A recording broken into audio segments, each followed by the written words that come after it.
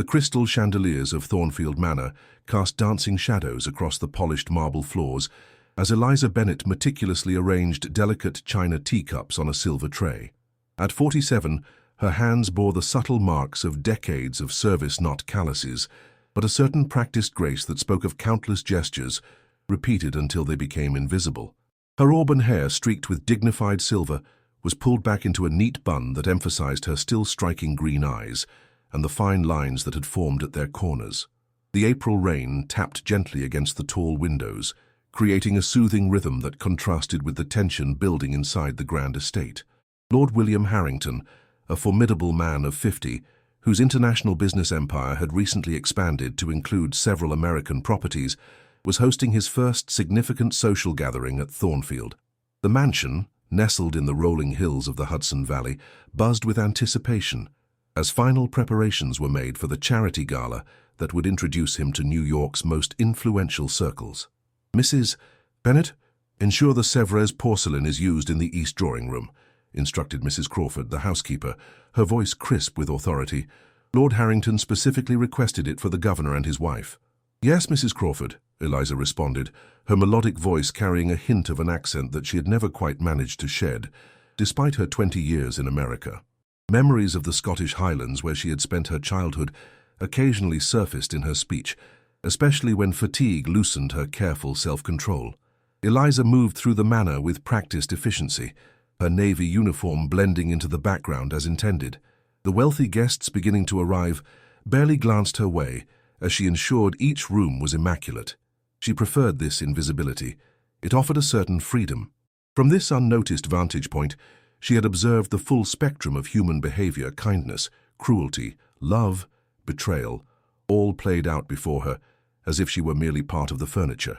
The great hall filled with laughter and the gentle clinking of champagne glasses as New York's elite arrived in their finery. Women draped in silk and adorned with heirloom jewels exchanged air kisses with men in impeccably tailored suits. The air grew heavy with expensive perfumes and the unmistakable scent of power. Eliza carried a tray of champagne flutes through the crowd, offering drinks with a polite smile and downcast eyes as she had been trained to do. 20 years ago, she had arrived in America with her young daughter Rebecca, fleeing not poverty but heartbreak, carrying nothing but determination and a letter of recommendation from her previous employer in Edinburgh. The position at Thornfield had been her salvation, providing not only income but also stability for Rebecca, who now, at 28, was building her own life as a schoolteacher in the nearby town. "More champagne here, quickly," called a woman with diamond earrings that caught the light with every tilt of her head. Eliza turned toward the voice, carefully balancing her tray. The sudden hush that fell over the gathering indicated Lord Harrington's arrival before Eliza actually saw him.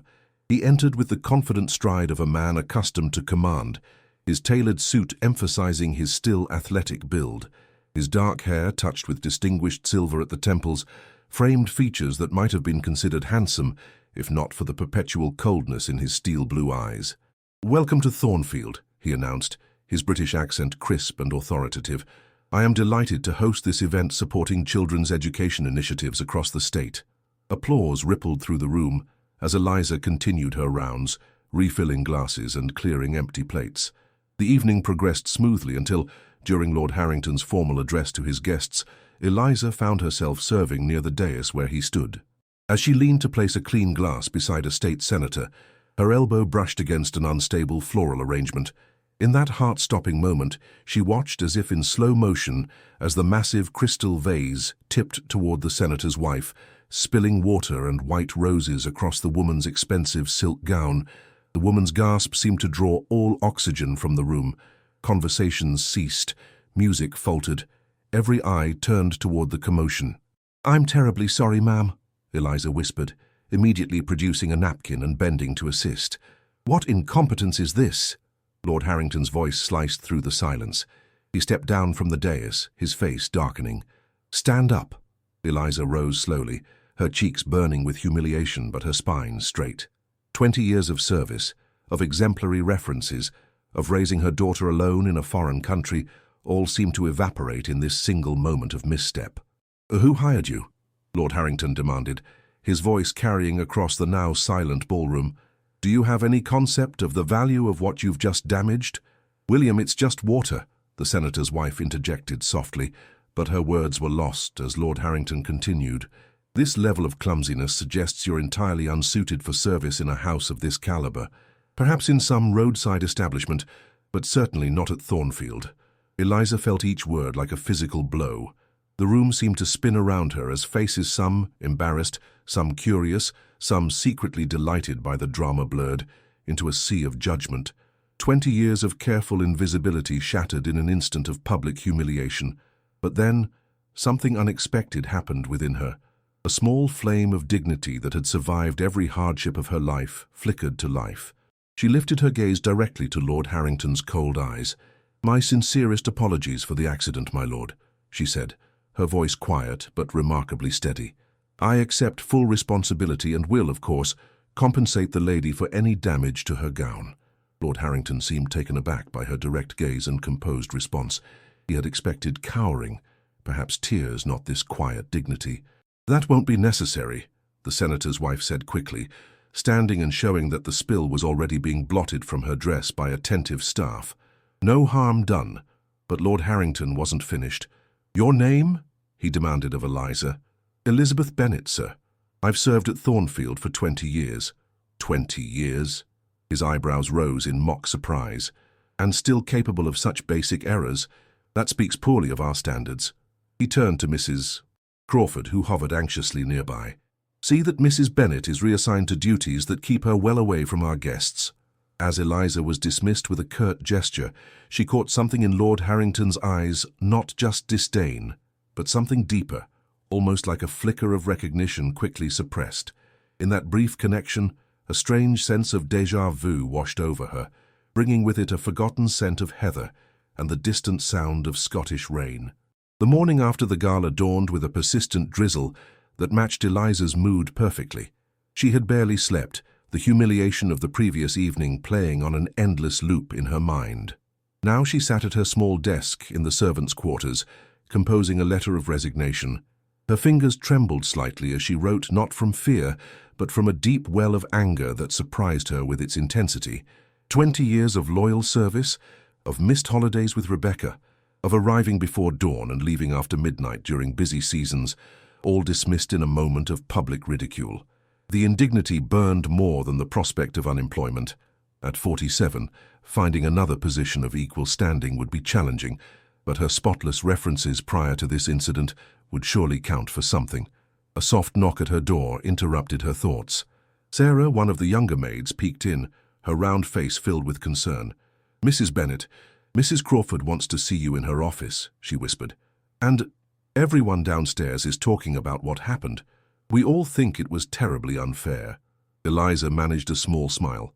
"Thank you, Sarah, that's kind of you to say." She tucked the unfinished resignation letter into her drawer and straightened her uniform before making her way to the housekeeper's office. The manor was quieter now. The glamorous guests departed, leaving behind only the evidence of their revelry for the staff to erase. Mrs. Crawford sat behind her desk, her usually stern face softened with what appeared to be genuine concern. "Sit down, Mrs. Bennet." Eliza complied, folding her hands in her lap to disguise their slight tremor. "I've spoken with Lord Harrington this morning," Mrs. Crawford began, her tone carefully neutral. "The incident last night was unfortunate. I was planning to submit my resignation this morning," Eliza replied quietly. Mrs. Crawford looked genuinely startled. "That won't be necessary. In fact, quite the opposite." She hesitated, as if choosing her words carefully. "Lord Harrington has requested that you be reassigned as the personal attendant to his mother, Lady Harrington, who arrives next week from London." The unexpected news hit Eliza like a physical jolt. "I don't understand. After last night, nor do I entirely," Mrs. Crawford admitted. "But Lady Harrington apparently requires someone with experience and discretion. Her health is fragile, and she's been resistant to traveling to America. You would be responsible for her comfort and needs during her stay." Eliza's mind raced. A promotion after such public censure? It made no sense. Did Lord Harrington give any reason for this unusual decision? Mrs. Crawford's mouth tightened slightly. "His lordship doesn't explain his decisions to me, Mrs. Bennet. I simply convey them." She softened slightly. It's a good position. Lady Harrington's personal staff are well compensated, and you would have private quarters adjacent to her suite rather than sharing down here. The practical advantages were undeniable. The position would be less physically demanding than her current duties, with better pay and accommodations. Yet suspicion curled through Eliza's thoughts. Why would Lord Harrington humiliate her publicly one evening, then promote her the next morning? "I'll need to consider the offer," Eliza said slowly, "and I'd like to speak with Lord Harrington directly about the expectations for this role." Mrs. Crawford's eyebrows rose in surprise. "That's highly irregular, Mrs. Bennet. So is being publicly reprimanded, then promoted within 12 hours, Eliza countered, surprising herself with her boldness. A reluctant smile tugged at Mrs. Crawford's lips. "I've always appreciated your forthrightness. I'll arrange a meeting, though I can't promise he'll agree to it." Later that afternoon, Eliza stood in the Manor's vast library, waiting for Lord Harrington. Sunlight had finally broken through the clouds, streaming through the tall windows and illuminating dust motes that danced in the air. The room smelled pleasantly of leather-bound books and the beeswax used to polish the mahogany shelves. When Lord Harrington entered, he seemed momentarily startled to find her there, though he had agreed to the meeting. Today, dressed more casually in a tailored shirt and trousers, he appeared younger, less formidable than the imperious figure from the gala. "Mrs. Bennet," he acknowledged with a curt nod, "Mrs. Crawford mentioned you had questions about your new assignment." Eliza met his gaze steadily. "I'm curious about the timing, my lord. Most employers who find staff unsuitable for one position don't immediately promote them to another." A flash of something respect? Amusement crossed his features briefly. "Direct, aren't you? Refreshing in its way." He moved to the window, looking out over the rain-washed gardens. "My mother is difficult. She's dismissed 3 companions in as many months. She requires someone with resilience. And you determined I had this quality when I spilled water on your guest." Lord Harrington turned, studying her with unsettling intensity. "I determined it when you looked me in the eye afterward, rather than at the floor." The answer surprised her, but she pressed on. "Why did you feel it necessary to humiliate me publicly, if you respected that response?" His jaw tightened. "I owe you no explanations for how I manage my staff, Mrs. Bennet." "You don't," she agreed. "But as I'm considering whether to accept the position with your mother, I need to understand what prompted such contradictory behavior." He was silent for a long moment, then asked, "You're Scottish, aren't you?" "Highlands, from your accent." The unexpected question caught her off guard. "Yes, Inverness." Something shifted in his expression, a softening around the eyes, quickly suppressed. "My mother spent time there in her youth. She'll appreciate your familiarity with the region." He moved toward his desk, clearly considering the conversation finished. "You'll start on Monday. Mrs. Crawford will provide the details." Eliza remained standing, not yet dismissed, not yet satisfied. "One more question, if I may. Does Lady Harrington know about the incident at the gala?" Lord Harrington's hand paused over the papers on his desk. "My mother knows precisely what I choose to tell her, Mrs. Bennet." He looked up, his expression unreadable. "Just as I suspect you reveal to others only what you wish them to know." The comment sent an unexpected chill through her. Before she could respond, he added, "My mother arrives on Tuesday. She'll be bringing some family papers and photographs with Hera Project to organize our family history. Your assistance with this will be part of your duties." Eliza nodded, recognizing the dismissal in his tone. As she turned to leave, he added, "And Mrs. Bennet, that accent of yours, you might want to soften it. My mother can be particular about such things." The comment stung, reminding her of her place despite the promotion. "I've been in America 20 years, my lord. I can speak as American as needed." She allowed her carefully maintained accent to drop, perfectly mimicking the flat tones of New York's upper class. "Will that be satisfactory?" His startled expression was worth the small act of defiance. As Eliza left the library, she caught a glimpse of herself in an ornate mirror, hanging in the hallway back straight, head high, green eyes bright with a spirit she had almost forgotten she possessed. For the first time in years, she didn't look away from her own reflection. Lady Margaret Harrington arrived at Thornfield Manor on a Tuesday afternoon, bringing with her the distinct atmosphere of British aristocracy and 5 large trunks that required 3 footmen to manage. Eliza stood in the entrance hall alongside Mrs. Crawford and the other senior staff. watching as Lord Harrington greeted his mother with formal affection. At 72, Lady Harrington retained the commanding presence that had likely defined her throughout life. She was tall and slender, her posture impeccable despite her age, with silver hair styled in an elegant chignon. Her pearl-grey travelling suit spoke of understated wealth, while the assessing gaze she swept over the assembled staff revealed a woman accustomed to having her standards met without question. "Mother, this is Mrs. Elizabeth Bennet," Lord Harrington said, gesturing toward Eliza. "She'll be your personal attendant during your stay." Lady Harrington's pale blue eyes, so similar to her son's, fixed on Eliza with unexpected intensity. For a moment, something like confusion flickered across her aristocratic features. "Bennet," she repeated, the name seeming to catch in her throat. "From where do you hail originally, Mrs. Bennet?" "Inverness, my lady," Eliza answered, carefully maintaining her American accent as instructed. "Though I've been in America for 20 years now." Lady Harrington's gloved hand tightened almost imperceptibly on her walking stick. "Inverness," she murmured. "How interesting." She turned to her son. "William, I'm fatigued from the journey. Please have Mrs. Bennet show me to my rooms." As Eliza led Lady Harrington up the grand staircase, she felt the older woman's gaze on her back like a physical weight. The East Wing suite prepared for Lady Harrington overlooked the rolling hills that stretched toward the Hudson River, the early May sunlight casting the landscape in a golden glow. "Will this be suitable, my lady?" Eliza asked as she opened the doors to the sitting room. Lady Harrington moved slowly around the space, her walking stick tapping gently against the polished wood floors. "It will do," she said finally, lowering herself into a wing-back chair by the window. "Though I find American houses drafty, no matter how modern their heating systems claim to be." "I'll ensure extra blankets are brought up," Eliza responded. "And would you prefer tea now, or would you like to rest first?" "Tea," Lady Harrington said decisively. "And then you must help me unpack a particular trunk. I've brought family albums and papers that require careful organization." She fixed Eliza with that penetrating stare again. "William mentioned you're trustworthy with such personal items." Eliza nodded, wondering at the strange undercurrent she sensed beneath the ordinary request. "Of course, my lady. I'll return with tea shortly." When Eliza returned pushing a tea cart, she found Lady Harrington had moved to the writing desk, where she was examining a small silver object that caught the light. As Eliza approached, she recognized it as an antique pocket watch. Lady Harrington quickly closed her hand around it when she noticed Eliza's presence.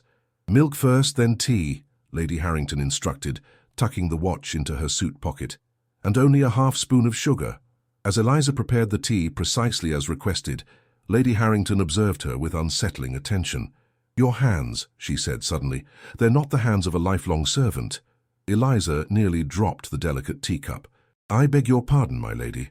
Too refined in their movements, like someone who learned service later in life." Lady Harrington accepted the teacup with a small nod. "What did you do before you came to America, Mrs. Bennet?" The question veered dangerously close to territory Eliza had carefully avoided for decades.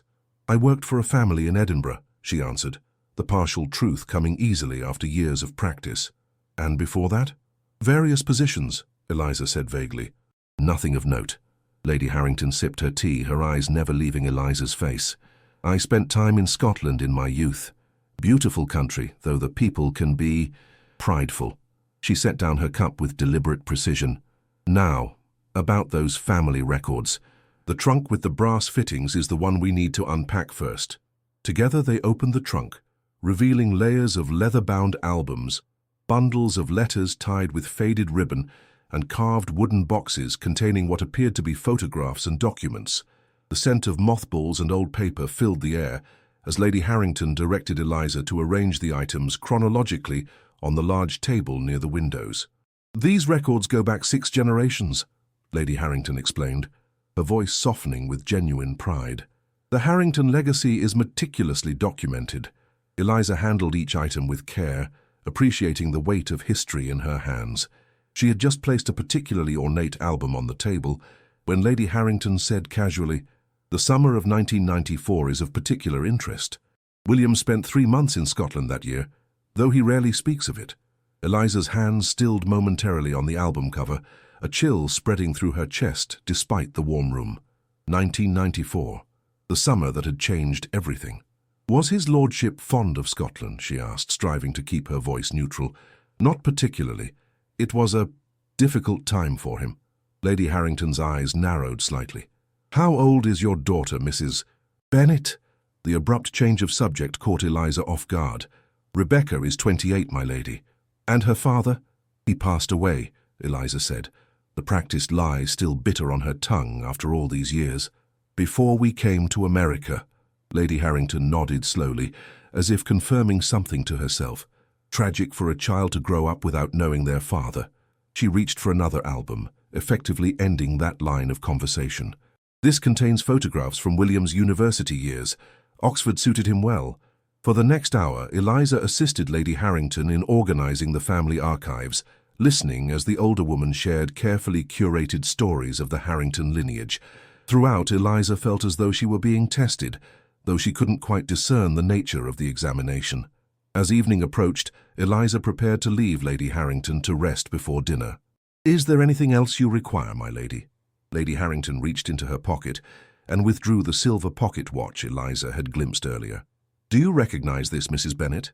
The question hung in the air between them, loaded with implications. Eliza forced herself to look at the watch dispassionately, though her heart hammered against her ribs. The silver case was engraved with a pattern of thistles surrounding the Harrington crest. "Should I, my lady?" she responded carefully. Lady Harrington's lips curved in what might have been a smile but held no warmth. "Perhaps not. It's been in our family for generations." She turned the watch over, revealing an inscription on the back that Eliza deliberately avoided reading. "Curious things, keepsakes. They carry stories, don't they? Sometimes stories we'd rather forget."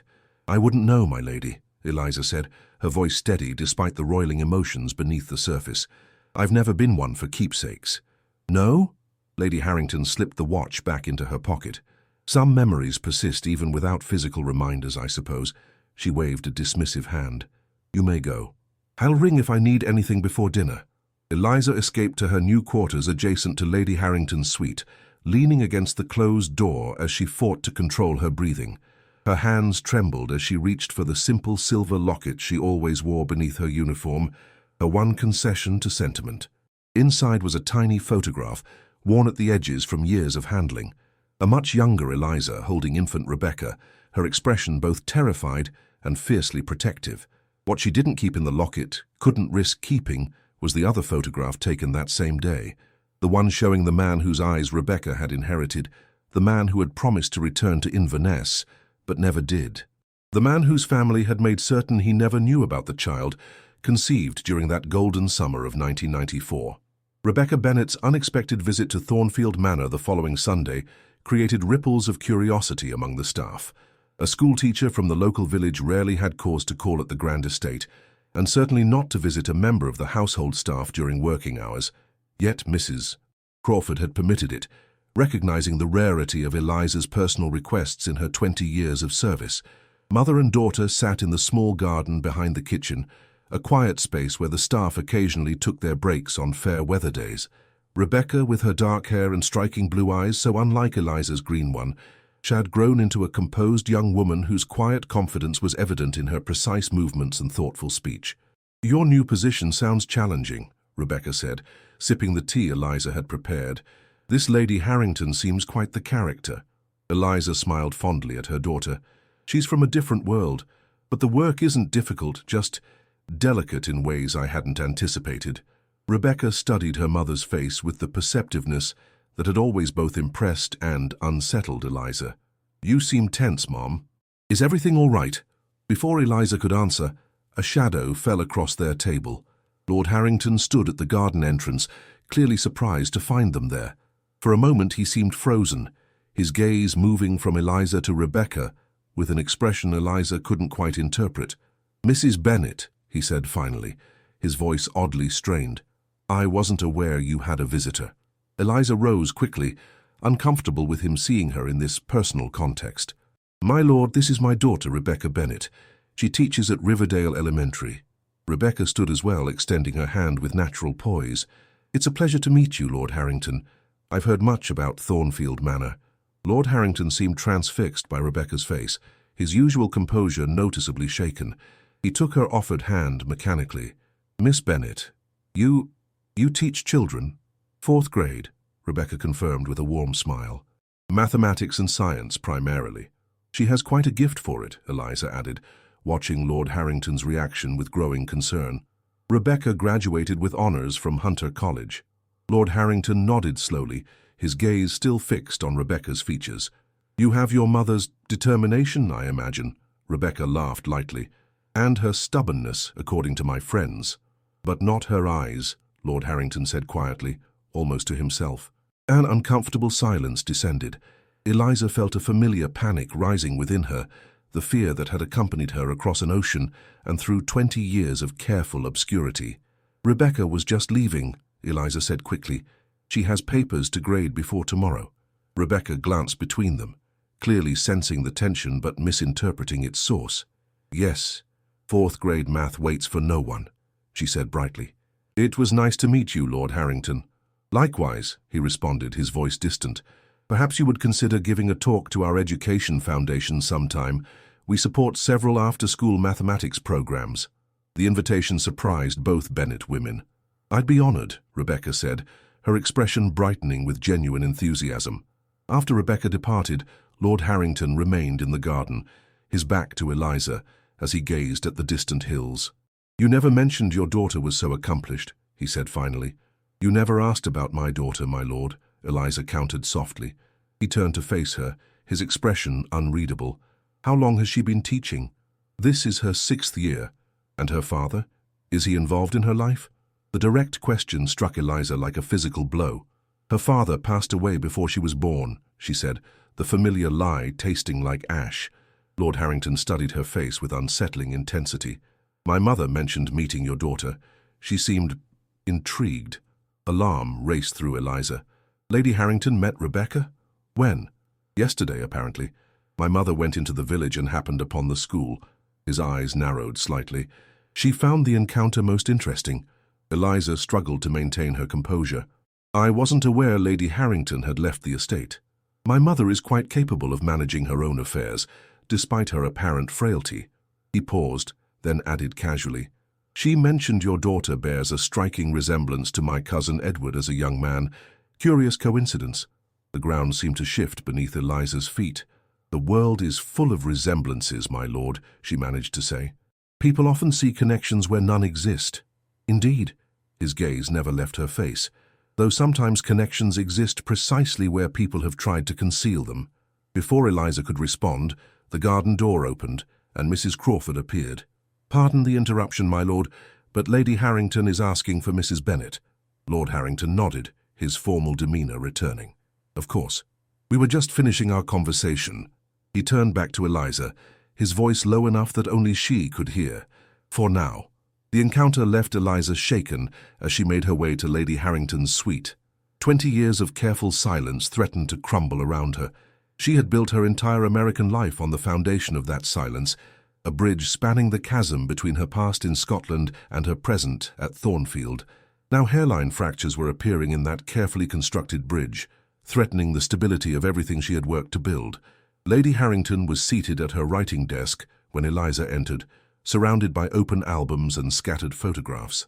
Ah, Mrs. Bennet, I understand my son had the pleasure of meeting your daughter today. Yes, my lady. Rebecca stopped by briefly. Bright girl from what I observed yesterday. Lady Harrington selected a photograph from the desk and studied it. Remarkable blue eyes she has, quite unusual with her dark hair. Eliza's mouth went dry. She favors her father in that regard. Yes, your late husband. Lady Harrington set down the photograph, her expression skeptical. How convenient that he's not here to confirm that narrative. The direct challenge left Eliza momentarily speechless. Lady Harrington continued before she could respond. I need your assistance with these photographs from the summer of 1994. William spent that season at our property near Inverness, while recovering from a rather serious bout of pneumonia. She held up a faded photograph of a stone cottage surrounded by heather. Quite remote, but the Highland air was thought to be beneficial. Do you recognize this place, Mrs. Bennet? The photograph in Lady Harrington's hand sent a jolt through Eliza's system. Heatherfield Cottage, the stone walls and slate roof, the wild heather surrounding the garden path, the crooked chimney that smoked when the wind blew from the east all exactly as she remembered. The cottage where she had worked as a young woman of 26, hired to maintain the property and assist the sickly young lordling sent to recuperate in Scotland's fresh air. "It appears to be a Highland cottage, my lady," Eliza said carefully, her voice admirably steady despite the thundering of her heart. "There are many similar properties throughout Inverness-shire." Lady Harrington's thin smile held no warmth. "Indeed, though this one is rather special to our family. William spent 3 months there, attended only by a local doctor, a cook, and a young housekeeper." She set the photograph down with deliberate precision. "The housekeeper was particularly attentive, from what I understand, quite devoted to William's recovery." Eliza busied herself with organizing the scattered photographs, fighting to keep her hands from trembling. "The Highlands inspire loyalty in its people, my lady." "So it seems." Lady Harrington extracted another photograph from an envelope, this one showing a young William Harrington, noticeably thinner than his current self, standing beside a mountain stream. He was just 29 then, already being groomed to take over the family businesses. The illness nearly derailed everything. Memories flooded Eliza's mind unbidden. William laughing as he taught her to skip stones across that very stream, his aristocratic reserve falling away as his strength returned, the shared walks through heather-covered hills that gradually extended in length as his health improved. The friendship that had blossomed, unexpected and profound, between the titled businessman and the local housekeeper who read the same books and shared the same dry humor. "A difficult time for your family, I'm sure," Eliza murmured.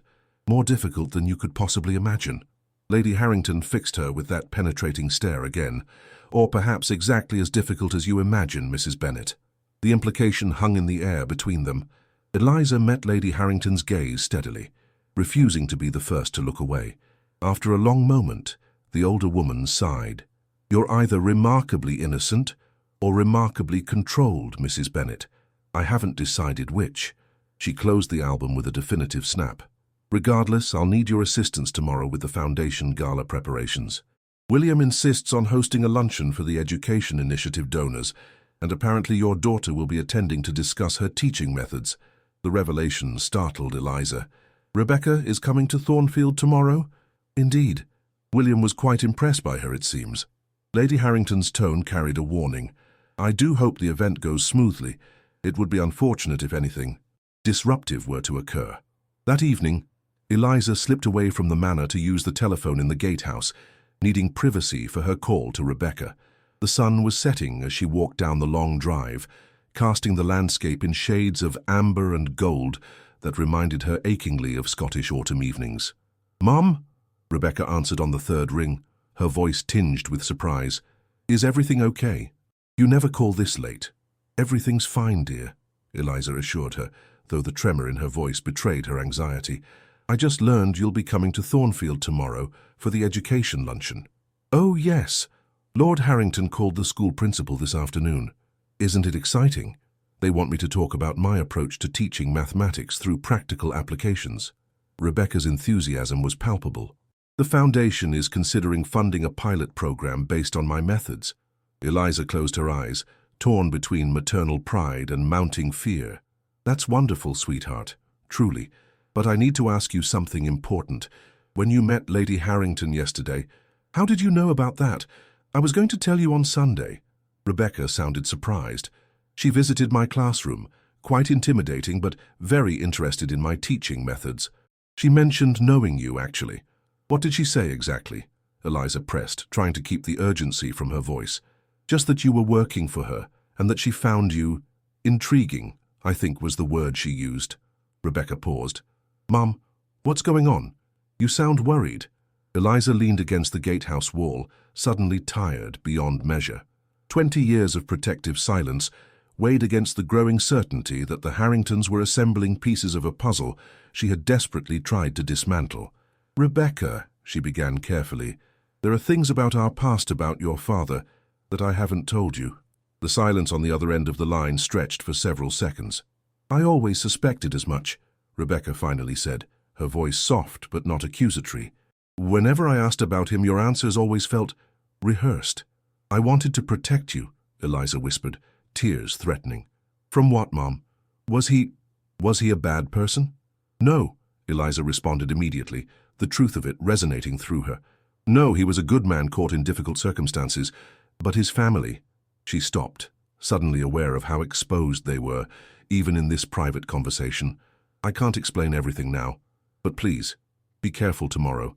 Don't answer any personal questions Lady Harrington might ask about our family. Mom, you're scaring me a little. I don't mean to, Eliza said quickly. Just trust me on this. We'll talk properly on Sunday. I promise. After ending the call, Eliza lingered in the gathering darkness, watching as lights illuminated the manor windows one by one. Thornfield looked almost magical in the twilight, like something from a fairy tale, beautiful, imposing and full of secrets behind its elegant facade, much like its owner. The thought of William Harrington sent a complicated ache through her chest. She had spent years convincing herself that the young man she had known in Scotland, thoughtful, surprisingly funny, vulnerable in his illness, yet determined to recover, was entirely different from the cold, authoritative lord who now commanded Thornfield. That summer had been an anomaly, a brief intersection of two incompatible worlds that had resulted in Rebecca's existence but could never have sustained anything more. Yet seeing him with Rebecca today, witnessing his reaction to her daughter's familiar blue eyes, had cracked something in Eliza's carefully maintained composure. For a fleeting moment, she had glimpsed the William she remembered in his expression, the same wonder, the same intensity that had once been directed at her across a Scottish garden strewn with heather. As she turned to walk back to the manor, Eliza noticed a figure standing at one of the upper windows, the unmistakable silhouette of Lady Harrington, watching her. The older woman didn't move or acknowledge being seen, but Eliza felt the weight of her observation like a physical pressure. The game, whatever it was, had clearly advanced beyond Eliza's control. Tomorrow would bring Rebecca into the heart of Thornfield, creating a convergence Eliza had spent 20 years avoiding. The thought sent a shiver through her that had nothing to do with the evening chill. The Education Foundation luncheon transformed Thornfield's formal dining room into a showcase of restrained elegance. White roses and hydrangeas adorned the center of the long mahogany table, while sunlight streamed through the tall windows, illuminating the antique silver and crystal place settings. As Lady Harrington's personal attendant, Eliza had been instrumental in the preparations, selecting the floral arrangements and overseeing the table settings with a precision born of years of experience. Now, hovering at the edges of the room as the guests arrived, she found herself in the unusual position of being both present for and invisible during an event where her daughter would be the guest of honor. The professional detachment she had cultivated over decades felt suddenly inadequate as she watched Rebecca enter the dining room, looking poised and professional in a simple navy dress. Lord Harrington greeted Rebecca with a warmth that startled the other staff members, who were accustomed to their employer's reserved demeanor. "Miss Bennet, welcome back to Thornfield. We're delighted you could join us today." "Thank you for the invitation, Lord Harrington," Rebecca responded with a gracious smile. "I'm honored to be included in such an important initiative. Your innovative teaching methods are precisely what our foundation seeks to support," he replied, guiding her toward the gathering guests. "Allow me to introduce you to our board members." From her position near the sideboard, Eliza observed the interactions with growing unease. Lady Harrington had positioned herself strategically near the head of the table, her expression pleasant, but her eyes never leaving Rebecca as introductions were made. Beside her sat a distinguished gentleman, Eliza recognized as Lord Edward Harrington, William's cousin from the English branch of the family, who had arrived unexpectedly that morning. When Rebecca was seated directly across from Lord Edward and adjacent to William, Eliza felt a fresh wave of anxiety. The placement was too deliberate to be coincidence. Lady Harrington was orchestrating a tableau, positioning the principal players in whatever drama she intended to unfold. As the soup course was served, Eliza moved around the periphery of the room, ensuring water glasses remained filled and monitoring the service staff's efficiency. She caught fragments of conversation, Rebecca explaining her mathematics program with infectious enthusiasm, board members asking insightful questions, Lord Harrington watching her daughter with undisguised interest. "Your approach reminds me of the Scottish education system," Lord Edward remarked during a lull in the conversation. "They've always emphasized practical application over rote memorization." Rebecca smiled. "I did draw inspiration from several international models. My mother often spoke of her Scottish education with great appreciation." "Your mother is Scottish?" Lord Edward asked, his gaze flickering briefly toward Eliza. How fascinating. From Inverness, Rebecca confirmed, though I was born here in New York. Lady Harrington delicately patted her lips with her napkin. And your father, Miss Bennet, was he American or Scottish? The question, seemingly innocent, sent a jolt of alarm through Eliza. She accidentally clinked a water pitcher against a glass, drawing momentary attention before the conversation resumed. Scottish, Rebecca answered, after a slight hesitation, clearly remembering her mother's warning. He passed away before I was born. Such a tragedy, Lady Harrington murmured with practiced sympathy. What was his profession, if I may ask? Eliza moved closer to the table, ostensibly to refill Lord Harrington's water glass, but actually to catch Rebecca's eye. Her daughter glanced up, noting her mother's subtle warning look. He worked with the land, from what my mother has told me, Rebecca answered vaguely. I'm afraid I don't know much more than that. Lord Edward was studying Rebecca's face with increasing interest. You have remarkable eyes, Miss Bennet. That particular shade of blue is rather uncommon. Thank you, Rebecca responded politely. I'm told they resemble my father's. Indeed, Lord Edward exchanged a look with Lady Harrington. They remind me rather strongly of a family trait in the Harrington line. My own daughter has very similar colouring. The observation hung in the air like a challenge. Lord Harrington, who had been relatively quiet during this exchange, suddenly interjected, I believe we've strayed rather far from the purpose of our gathering today. Miss Bennet's educational innovations deserve our full attention, not her family history. The rebuke, though softly delivered, effectively redirected the conversation. As lunch progressed, Eliza watched Lord Harrington with growing confusion. Was he deliberately shielding Rebecca from his mother's and cousins' probing, or simply maintaining the professional focus of the event? When dessert was served, a delicate lemon tart that had been Rebecca's favorite since childhood, Lady Harrington made one final attempt to unsettle the careful equilibrium. Miss Bennet, I understand from your mother that you've never visited Scotland, despite your heritage. Perhaps you might accompany us when we return to our estate near Inverness this autumn. The Foundation is considering expanding some of its programs internationally, and your expertise would be invaluable. The invitation, delivered with impeccable courtesy but unmistakable calculation, created a momentary silence around the table. Rebecca looked genuinely surprised and somewhat flustered by the unexpected offer. That's extremely generous, Lady Harrington, but my teaching responsibilities would surely accommodate a brief educational consultation, Lady Harrington pressed, particularly if Lord Harrington himself requested your participation. Educational institutions are typically quite accommodating of professional development opportunities. Lord Harrington set down his fork with deliberate care. Mother, I believe such arrangements should be discussed privately with Miss Bennet at a more appropriate time, rather than placing her on the spot among colleagues. Of course, dear, Lady Harrington acquiesced with a thin smile. I simply thought she might appreciate seeing her mother's homeland. After all, family connections are so important, wouldn't you agree? The emphasis on family connections was subtle, but unmistakable. Eliza, refilling water glasses at the far end of the table, felt as though the room had suddenly become airless. The careful separation she had maintained between her past in Scotland and her present in America was being systematically dismantled by Lady Harrington's deliberate maneuvers. As the luncheon concluded and guests began to depart, Eliza watched Lord Harrington escort Rebecca to the entrance hall, their conversation animated as they discussed potential funding for her mathematics program. In the dining room, Lady Harrington remained seated, sipping her tea with the satisfied expression of a chess player who had advanced her pieces precisely as intended. Mrs. Bennet, she called, her voice carrying across the now empty room. A moment of your time, if you please. Eliza approached with outward composure, though dread coiled in her stomach. Yes, my lady? Your daughter is quite remarkable, Lady Harrington observed, intelligent, poised, and bearing such a striking resemblance to the Harrington line. One might almost believe she was born to it. The implication hung between them, too direct to misinterpret. Eliza met Lady Harrington's gaze steadily. Rebecca is remarkable entirely through her own merits, my lady. Nature versus nurture, such a fascinating debate. Lady Harrington gestured toward the chair beside her. Sit down, Mrs. Bennet. I believe it's time we spoke candidly about the summer of 1994, don't you?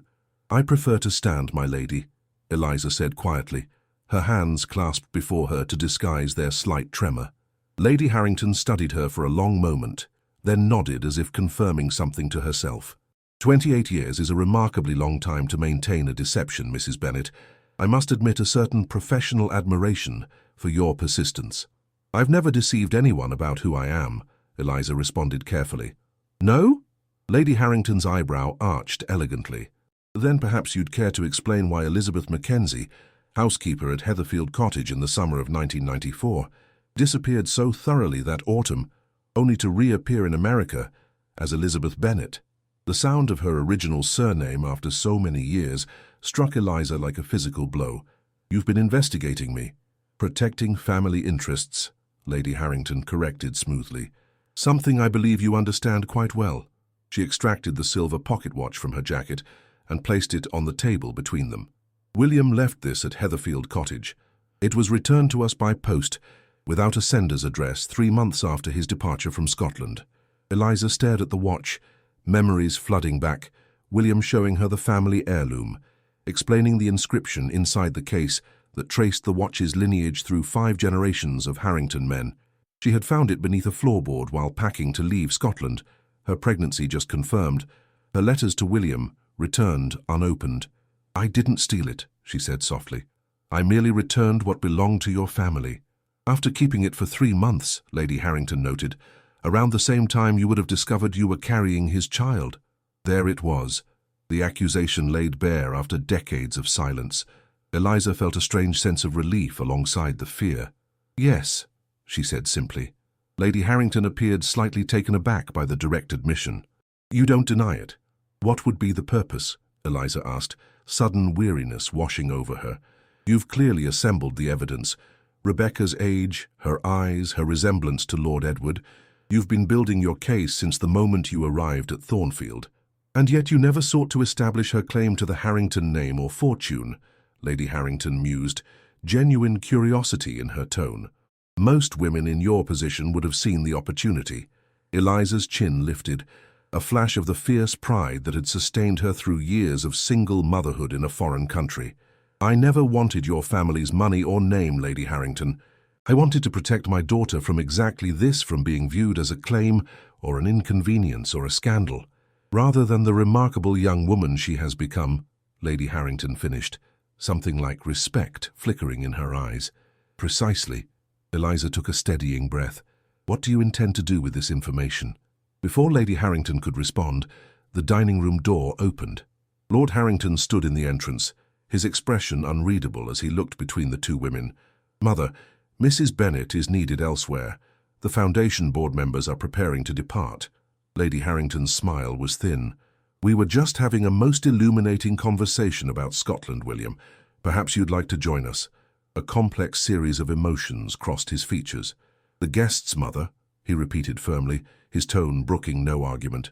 With a small sigh, Lady Harrington rose from her chair. We'll continue this discussion later, Mrs. Bennet, she said, moving toward the door her son held open. She paused beside him, her voice dropping to a murmured comment Eliza couldn't quite catch. Left alone in the dining room, Eliza sank into a chair, adrenaline draining from her system. The silver pocket watch still lay on the table, its polished surface reflecting the afternoon sunlight. After a moment's hesitation, she reached for it, opening the case to reveal the inscription she had read only once before returning it. To time's keeping, we entrust our truest legacy. It was my grandfather's. Eliza startled, nearly dropping the watch as Lord Harrington's voice broke the silence. He had returned without her noticing, and now stood watching her from the doorway. I'm sorry, she said quickly, closing the case and setting it down. Lady Harrington left it. I know what my mother is doing, he interrupted, approaching the table with measured steps. She's been planning this confrontation since she first heard your name and birthplace. Eliza met his gaze directly. Then you know. I suspected, he corrected, from the moment I saw Rebecca. He took the chair opposite her, an unprecedented intimacy that spoke volumes about how dramatically their situation had shifted. Those eyes are unmistakably Harrington. My grandmother had them, as does my cousin Edward. I see them every time I look in a mirror. She has your determination as well, Eliza said softly, and your laugh. A pained expression crossed his face. Why didn't you tell me? All those years ago, the question held decades of absence, of parallel lives lived without intersection. Eliza folded her hands carefully on the table. I wrote to you 3 times. The letters were returned unopened. Genuine shock registered on his features. I never received any letters from you. They were addressed to you at your London residence, Eliza explained. The last was returned with a note indicating you were not accepting personal correspondence from that address. Understanding dawned in his eyes. My mother, she must have intercepted them. He ran a hand through his hair, a gesture so reminiscent of the younger man she had known that Eliza's heart ached. After I returned from Scotland, I was immediately sent to our Hong Kong office for 6 months. Business correspondence was forwarded, but personal mail remained with my mother's secretary. You never knew about Rebecca, Eliza whispered, the realization settling like a stone in her chest. All these years she had believed he had rejected their child, when in fact he had never been given the choice.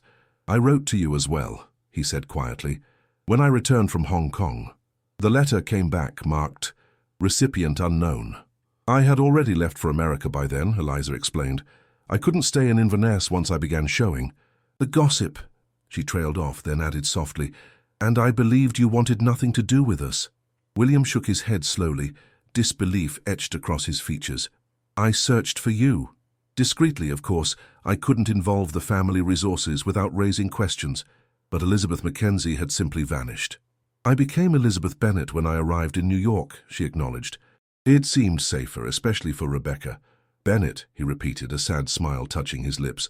From Pride and Prejudice, the book we argued about that summer. You insisted Darcy was misunderstood from the beginning. I maintained he needed to earn Elizabeth's regard. The memory of those spirited debates across the cottage kitchen table brought an unexpected warmth to her voice. And now? His gaze held hers, searching. What would it take to earn your regard again, Eliza? The question, so direct and vulnerable, caught her off guard. Before she could formulate a response, the dining room door opened once more. Rebecca stood in the doorway, her expression a mixture of confusion and concern. Mom, she called, glancing between them. Is everything all right? Lady Harrington said I should find you here. William rose slowly, his eyes never leaving Eliza's face. I believe your mother and I have a great deal to discuss with you, Rebecca, he said gently, if you're willing to listen. The terrace overlooking Thornfield's gardens offered both privacy and beauty, a fitting setting for revelations long overdue. Rebecca sat very still on the stone bench, absorbing the extraordinary story her mother and Lord Harrington had just shared. The afternoon sun cast long shadows across the flagstones as silence stretched between the 3 of them. I always knew there was more to the story, Rebecca finally said, her voice steady despite the emotion evident in her eyes. Whenever I asked about my father, you had the same rehearsed answers as if you'd memorized a script rather than recalling memories. Eliza reached for her daughter's hand. I wanted to protect you from complications, from feeling like you weren't enough, exactly as you were. And I never knew you existed, William added quietly. If I had, what would you have done? Rebecca asked directly, her father's forthright nature evident in the question. A wealthy British businessman with a child by a Scottish housekeeper? Would you really have acknowledged me 28 years ago? William considered the question with the seriousness it deserved. I can't claim to know with certainty what my younger self would have done, he admitted. But I would like to think I would have recognized my responsibility to both of you. It wasn't just responsibility, Eliza interjected softly. What existed between us that summer wasn't a casual dalliance, Rebecca. We were, she hesitated, searching for the right word. In love, William finished simply, though neither of us acknowledged it until it was too late. Rebecca looked between them, absorbing this new dimension to the revelation. And Lady Harrington, she separated you intentionally. My mother comes from a generation and social class where family legacy outweighed personal happiness, William explained, though his tone held no excuse for her actions. She would have seen Eliza as a threat to her carefully constructed plans for the Harrington lineage. I was never a threat, Eliza said quietly. I never sought the Harrington name or fortune. I only wanted to be chosen, William completed, the understanding in his eyes bringing unexpected tears to Eliza's. Not as a duty or obligation, but for yourself. Rebecca watched this exchange with growing comprehension. "That's why you were so upset when he humiliated you at the gala," she said to her mother. "It wasn't just about professional dignity. It was personal." Eliza nodded, the memory still painful. Seeing him again after all these years, and having him look through me as if I were nothing but a clumsy servant. Yes, it hurt in ways I hadn't anticipated. William winced visibly. "I didn't recognize you at first," he confessed. 20 years changes a person. It wasn't until you looked directly at me with those green eyes that something stirred in my memory, something I immediately suppressed because it seemed impossible." "And now?" Rebecca asked, the practical question of a young woman whose life had just been fundamentally altered. "What happens now that the truth is known?" None of them had an immediate answer. The question hung in the air, weighted with decades of separation and newfound connections. Finally, William spoke, his voice carrying the careful consideration of a man who understood that some damages could never be fully repaired. "That depends entirely on what both of you want," he said. "I have no right to demand a place in your life, Rebecca.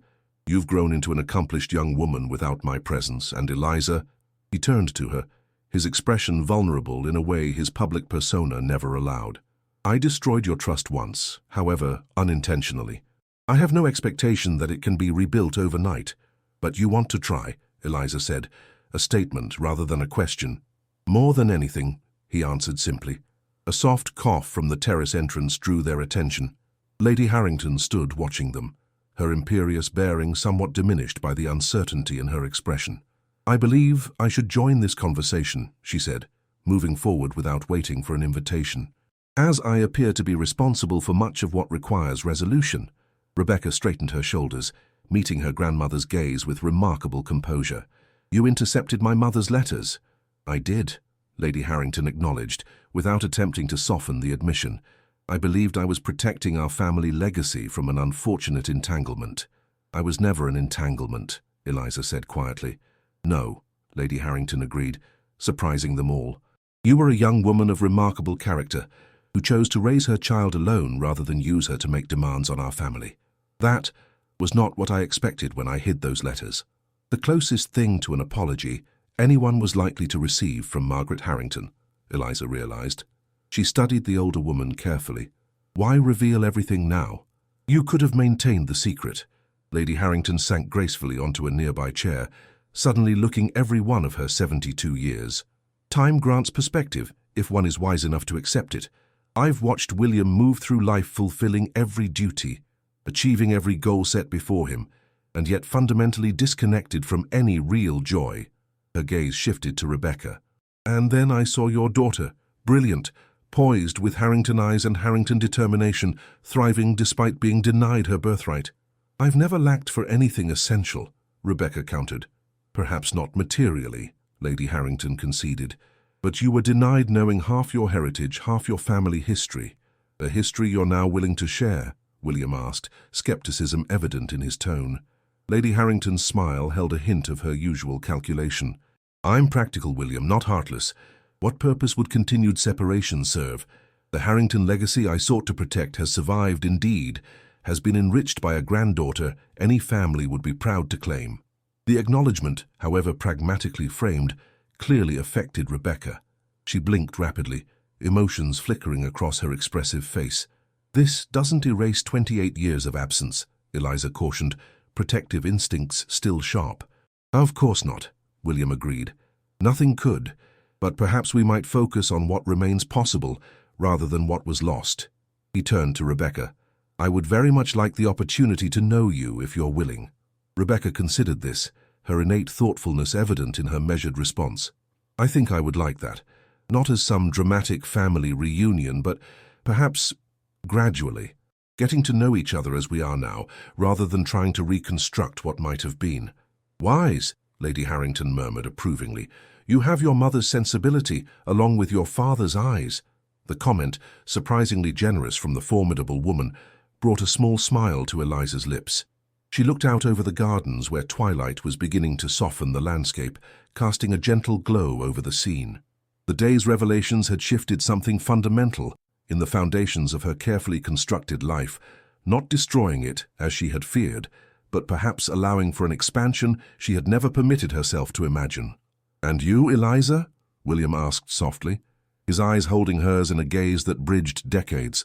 What would you like to happen now? The question contained multitudes' acknowledgement of their shared past, possibilities for their future, recognition of the complex web of hurt and hope that connected them still. Eliza took a moment to truly consider her answer, aware that all three Harringtons awaited her response with varying degrees of investment. I would like, she said finally, her voice gaining strength as she spoke, for Rebecca to have the opportunity to know her father and her heritage without sacrifice or pretense.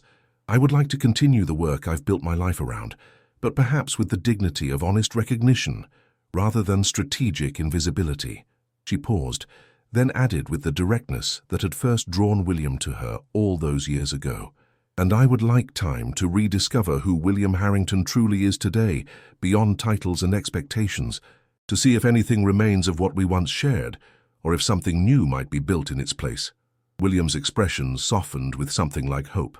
Time, he repeated. A fair request, and one I'm more than willing to honor. As darkness settled fully over Thornfield Manor, the four of them remained on the terrace, their conversation gradually shifting from painful revelations to tentative connections. No dramatic declarations were made, no instant reconciliations promised. Instead, something more valuable began to take shape, a foundation for relationships based on truth rather than convenience or obligation. Later that evening, as Eliza walked with Rebecca to the car that would take her back to her apartment in the village, her daughter surprised her by pulling her into a fierce embrace. I'm proud to be your daughter, Rebecca whispered. Everything I am, everything I've accomplished, it's because you were brave enough to start over in a new country, to build a life for us on your own terms.